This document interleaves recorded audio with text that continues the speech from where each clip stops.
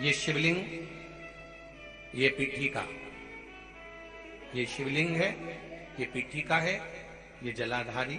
ये पीठिका जो है जिस पे शिवलिंग रखा हुआ है, यह माता पार्वती जी का हस्त कमल। कई लोग कहते हैं हम भगवान का पशुपति व्रत करते हैं, हमने ये व्रत करा, वो व्रत करा, उसका फल क्यों नहीं मिला? वो फल क्यों नहीं मिल रहा?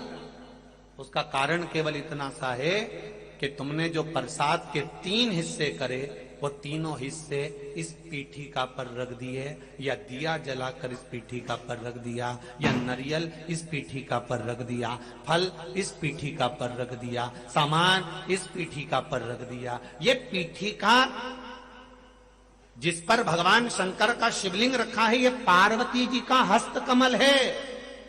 इसको अच्छे से समझ लो, ये माता जानकी जी का हस्त कमल है, माता पार्वती का स्थान है। दिया इस पर मत रखना।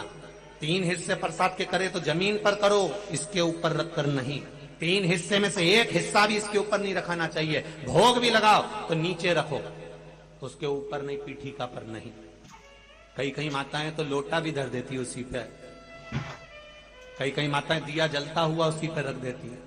कई माताएं सारा सामान उसी पर रख देती है। अरे भाई, दिया साइड में रखो, पीठिका पर नहीं। जहां शिवलिंग रखा है, ये पार्वती जी का हस्त कमल, यहां तो तुम्हें पूजन करना है। शिव जी को जल चढ़ाकर पीठिका पे जल चढ़ाओ, गणेश जी कार्तिकेय पर जल चढ़ाइए। कितना कितना भाव वर्णन करा गया। पीठिका की तो पूजन करना है और तुम उसी का प्रयोग कर रही हो, और फिर कहती हो कि हमने पशुपति व्रत करे और भगवान ने नहीं सुना। कैसे नहीं सुने? वो तुम नियम तो गलत कर रही हो कि उस पीठिका पर तुमने प्रसाद रख दिया, हिस्से बनाकर 3 हिस्से में से 2 हिस्से उसी पे रख कर आ गई, अब उस पे रख कर आ गई। अब तुम बताओ कि अगर देवी देवता को भोग लगाते हैं तो मुंडा में खिलाएं कि माथा पे खिलाएं? कोई भी सामग्री पीठिका पर नहीं रखना। पूजन करो, जल चढ़ाओ, फूल चढ़ाओ, बेलपत्री चढ़ाओ, कुंकू चढ़ाओ, तुम्हारी मर्जी पड़े चंदन चढ़ाओ, लाल चंदन चढ़ाओ, पीला चंदन चढ़ाओ, तुम्हारा मन पड़े वैसा तुम भगवान की आराधना करो। पर पीठिका पर कोई ऐसी वस्तु ना रखे जिससे पीठिका पर रखा हुआ सामग्री के कारण भगवान का अपमान हो जाए, माता का अपमान हो जाए। भगवान शंकर का शिवलिंग केवल शिवलिंग नहीं होता, वहां शिव और शक्ति तीनों विराजमान होते हैं। दोनों विराजमान होते हैं, और ब्रह्मा विष्णु महेश तीनों उस रूप में विराजित होते हैं।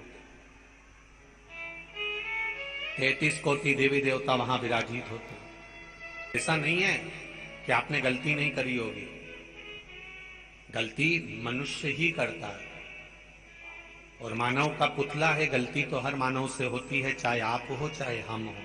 संसार में कोई अच्छा पैदा नहीं हुआ कि इसने कोई गलती नहीं करी होगी। गलती करो, खूब करो। मनुष्य है ना, मानव का शरीर है ना,